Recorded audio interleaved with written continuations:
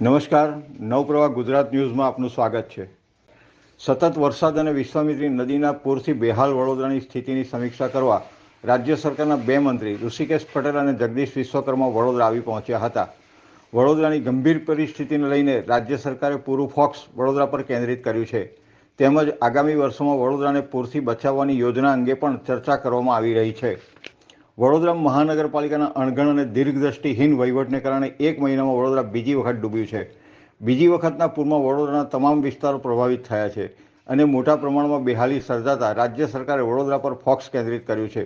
વડોદરાની બેહાલ પરિસ્થિતિની જાત તપાસ અર્થે રાજ્ય સરકારના બે મંત્રી ઋષિકેશ પટેલ અને જગદીશ વિશ્વકર્મા વડોદરા આવી પહોંચ્યા છે. બંને મંત્રીઓએ વડોદરાના સત્તાધીશો સાથે પૂરગ્રસ્ત વિસ્તારોની સમીક્ષા કરી હતી. તેમજ આગામી સમયમાં વડોદરાને પૂરથી બચાવવાની યોજના અંગે ચર્ચા તેમજ દિશા નિર્દેશ કરવામાં આવ્યો હતો. બાઇટ ઋષિકેશ પટેલ, મંત્રી, રાજ્ય સરકાર. વડોદરાના કેટલાક વિસ્તારોમાં હજુ પણ 10 થી 12 ફૂટ જેટલા પાણી ભરાયા છે. બચાવ કામગીરીમાં સ્થાનિક પોલીસ તંત્ર, ફાયર બ્રિગેડ, NDRF ઉપરાંત આર્મીની પણ મદદ લેવાઈ છે. હાલમાં શહેરમાં આર્મીની 4 ટીમો કાર્યરત છે, જેના દ્વારા 10 થી 12 કલાકમાં સ્થિતિ સામાન્ય કરવાનો પ્રયાસ ચાલી રહ્યો છે. ખાસ તો પૂરગ્રસ્ત વિસ્તારમાં ફસાયેલા લોકોને બચાવવા ઉપરાંત ખોરાક અને પાણીની વ્યવસ્થાને પ્રાથમિકતા અપાઈ છે. ભારતીય જનતા પાર્ટીની સરકાર છેલ્લા 5 વર્ષમાં 6,932 કરોડ રૂપિયા છેલ્લા 5 વર્ષમાં જે પણ કોઈ ડિઝાસ્ટરો થયા હોય એમાં એ સરકારે મદદ કરી છે. એટલે સરકાર જ્યારે પણ કોઈ નેચરલ કેલામિટી અથવા તો કોઈ ડિઝાસ્ટર થાય એ વખતે સરકારે પોતાની તિજોરીઓ ખુલ્લી મૂકી છે અને આ વખતે પણ સમગ્ર રાજ્યની અંદર 33 જિલ્લાની અંદર આ પ્રકારની પરિસ્થિતિ પેદા થઈ છે.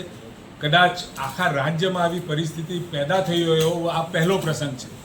એટલે રાજ્ય સરકાર દ્વારા અને છતાં પણ રાજ્ય સરકાર પૂરેપૂરું જેવું વરસાદનું પાણી ઉતરે એટલે સર્વે, લોકોને મદદ કરવા માટે કેશ ડોલ છે, ઘર વખરી સામાન, મકાન પડી ગયા હોય, પશુ મૃત્યુ, માનવ મૃત્યુ, આ તમામમાં ખેડૂતો સહિત મદદ બિલકુલ કરવા માટેનું મન બનાવ્યું.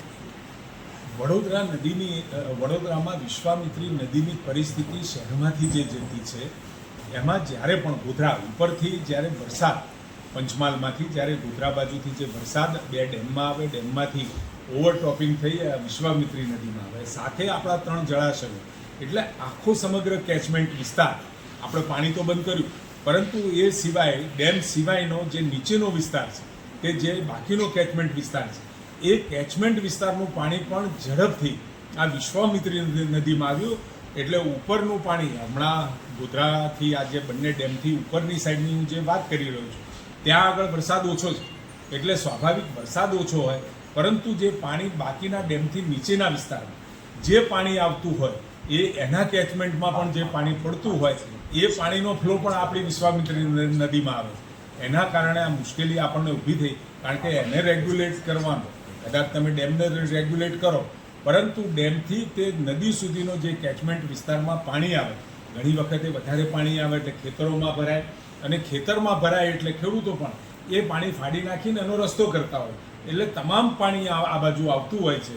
એના કારણે આ પરિસ્થિતિ ઉદ્ભવી છે. વહીવટી તંત્ર પહેલેથી જ સજાગ હતું, કામ પણ કરી રહ્યું હતું, પરંતુ અણધારી પરિસ્થિતિ પેદા થાય એટલે આવા બધા પ્રશ્નો પેદા થશે. મારે પણ આપને વિનંતી છે કે આપણા થકી અત્યારે અસરગ્રસ્ત વિસ્તારો જ્યાં છે ત્યાંથી કેવી રીતે લોકોને મદદ કરી શકાય, અને હંમેશા મીડિયા બાબતમાં આવી ફરિયાદો અને નાના મોટા વિષયો વહીવટી તંત્ર સરકાર સુધી પહોંચાડતું હોય.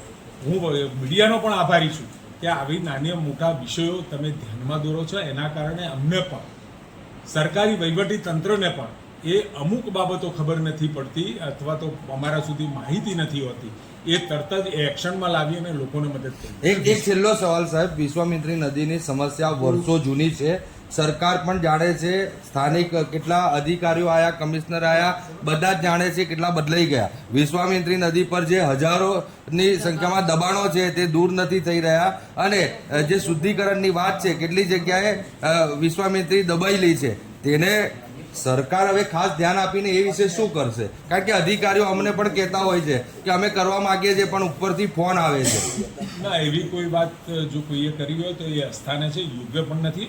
પરંતુ આ જે પરિસ્થિતિ પેદા થઈ છે એ હરણી અને જે ભૌગોલિક રીતે હરણી જે રીતે વડોદરાની વચ્ચેથી જે પસાર થાય છે અને ઉપરનું પાણી એટલે ગોધરાથી આ પાણી સમગ્ર ઉપરનો કેચમેન્ટ વિસ્તાર મેં પહેલાં કહ્યું જવાબ મેં આપ્યો છે એ પ્રમાણે પાણીના કારણે આ પરિસ્થિતિ ઉદ્ભવી છે. પરંતુ ઉપરના કેચમેન્ટમાં આવતું વરસાદ અને રૂલ લેવલથી વધારે પાણી આવે તો એ બંને જળાશયોનું પાણી કેવી રીતે ડાયવર્ટ કરી અને દરિયા સુધી જાય એની પણ વ્યવસ્થા આપણે નીકળી ગઈ છે. એટલે સ્વાભાવિક છે આપણા ત્યાં જે પ્રકારની અહીંયા નદીની બંને બાજુ જે પરિસ્થિતિ ઉદ્ભવી છે ખૂબ ચિંતાજનક છે. બંને બાજુ લગભગ 10 ફૂટ સુધીના પાણી 10 થી 12 ફૂટ સુધીના પાણી આ વિસ્તારોમાં ભરાયા. અત્યાર સુધીમાં 5,000થી વધારે લોકોનું સ્થળાંતર કર્યું હતું અને લગભગ 1200થી વધુ લોકોનું આપણે રેસ્ક્યુ પણ કર્યું છે. હાલમાં એક એનડીઆરએફની ટીમ, એક એસડીઆરએફની અને એક આર્મીની કોલ આટલી કાર્યરત હતી અને નવી 3 આર્મીની કોલમ, એક એસડીઆરએફની ટીમ અને એક એનડીઆરએફની ટીમ એ આપણે ઉમેરી છે. એના કારણે જ્યાં આગળ પરિસ્થિતિ કે જ્યાં ફૂડ પેકેટ, પાણી અથવા તો ત્યાંથી મેડિકલ ઇમરજન્સીસ વગેરે જે ફરિયાદો તો આપણને અહીંયાથી ઘણી મળે, પરંતુ પ્રાયોરિટીવાળી ફરિયાદોનો ઝડપથી નિકાલ કેવી રીતે થાય એના માટે સમગ્ર તંત્ર અને તમે જોયું હોય એમ અમારા ભારતીય જનતા પાર્ટીના કાર્યકર્તાઓ પણ પોતાના ઘર ડૂબાણમાં હોવા છતાં પણ લોકોની મદદ માટે નીકળી ચૂક્યા છે. ભારતીય જનતા પાર્ટીના સાંસદ શ્રી, ધારાસભ્ય શ્રી અને બીજા કાર્યકર્તાઓ પોતાના જાનની પરવા કર્યા સિવાય લોકોની મદદે પહોંચી ગયા છે. અને જેમ મેં પહેલાં કહ્યું એમ આ બધી જ ટીમો હરણીસમા, અજીતાનગર, સિદ્ધાર્થનગર, ફતેગંજ, અકોટા, મુજ મહુડા, વડસર જે આ વધારે પ્રભાવિત વિસ્તારો છે એ પ્રભાવિત વિસ્તારોમાં લશ્કરની ટીમોની સાથે નવીન આપણે આ એસડીઆરએફ, એનડીઆરએફની ટીમોને પણ કામે વળગાડીએ છીએ. પ્રાયોરિટી જ્યાં આગળ પાણી વધારે છે ત્યાં આગળ આપણે પાણીની વ્યવસ્થા, ખોરાકની વ્યવસ્થા અને મેડિકલ ઇમરજન્સીસની પ્રાયોરિટી આપી અને આપણે ત્યાં કામ કરવા માટે આ બધી ટીમો અત્યારે કામે પણ લાગી ગઈ છે. વધારાની ટીમો જે આવી રહી છે એ જોડાઈ રહી છે, નવી બોટ પણ મંગાવી છે અને સાથે ફાયરની ટીમો આ વિતરણ વ્યવસ્થામાં સામેલ થાય એની પણ આપણે ચિંતા કરી રહ્યા છીએ. અત્યારે આજવા ડેમનું લેવલ 213.8 છે અને પ્રતાપપુરા ડેમનું 231 ફૂટ છે અને રૂલ લેવલ કહીએ તો 212 ફૂટ છે. એટલે સાવચેતી સ્વરૂપે આપણે ખરેખર તો એના ઉપરનું 212 ઉપરનું પાણી આપણે છોડી દેવું પડે, પરંતુ થોડું જોખમ લઈને પણ વડોદરાને લોકોને કોઈ નાની મોટી તકલીફ ના મળે એની ચિંતા કરી અને આપણે ગેટ પણ બંધ કર્યા છે, હંગામી ધોરણે બંધ કર્યા છે. વિશ્વામિત્રી નદી 37 ફૂટની સપાટીએ છે અને 30 ફૂટ ઉપર જાય એટલે એનું પાણી સ્પ્રેડ વડોદરામાં થતું હોય છે. અત્યારે એ 37 ફૂટે છે. ઘણા વિસ્તારોમાં મેં પહેલાં કહ્યું એમ ઘણી બધી 10-12 ફૂટ સુધીના પાણી અને અમુક વિસ્તારોમાં 3-4 ફૂટ. એટલે પરિસ્થિતિ આપણા માટે ચિંતાજનક છે. પરંતુ વહીવટી તંત્ર અને સરકાર આ બંને એનું ફોકસ એરિયા અત્યારે ગુજરાતની અંદર સૌથી વધારે વડોદરા ઉપર છે કે વડોદરાની જનતાને, વડોદરાની પ્રજાને કેવી રીતે વધુમાં વધુ અહીંયા જે ફસાયેલા લોકોને મદદ પહોંચાડી શકીએ.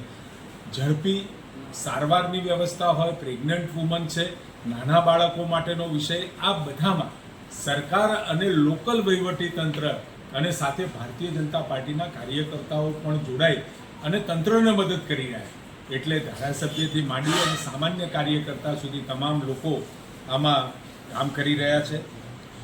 38,000થી વધુ લોકોને આપણે ફૂડ વિતરણ કરી ચૂક્યા છીએ અને આજે 1 લાખ ફૂડ પેકેટ આપણે બનાવ્યા છે જે આપણે આગામી સમયમાં ટૂંકમાં વિતરણ કરવાની વ્યવસ્થા આપણે કરી છે. આજે લગભગ હું માનું છું ત્યાં સુધી પાણીની આવક વિશ્વામિત્રીમાં થોડુંક લેવલ ઘટતું દેખાઈ રહ્યું છે. આપણે બંને ડેમનું પાણી પણ રોક્યું છે અને ઉપરનું જે કેચમેન્ટ ડેમની ઉપર પ્રતાપગઢ અને આજવા ઉપર કેચમેન્ટ વિસ્તારમાં પાણી નથી. એટલે વી હોપ કે આ લેવલ ઘટતું જાય અને આગામી લગભગ 12થી 15 કલાકમાં પરિસ્થિતિ નોર્મલ કરવા માટે પાણીનું લેવલ નોર્મલ થાય એના માટેનો સરકારી તંત્રનો પ્રયાસ છે. પણ જો વરસાદની પરિસ્થિતિ વધારે હોય તો પછી આ જે પણ લોકો મકાનના ધાબા ઉપર છે, બીજા માળે છે, તમામને ખાવા પીવાની વ્યવસ્થા, પાણીની વ્યવસ્થા અને મેડિકલ સારવાર માટેની વ્યવસ્થા વહીવટીતંત્ર કરી રહ્યું છે.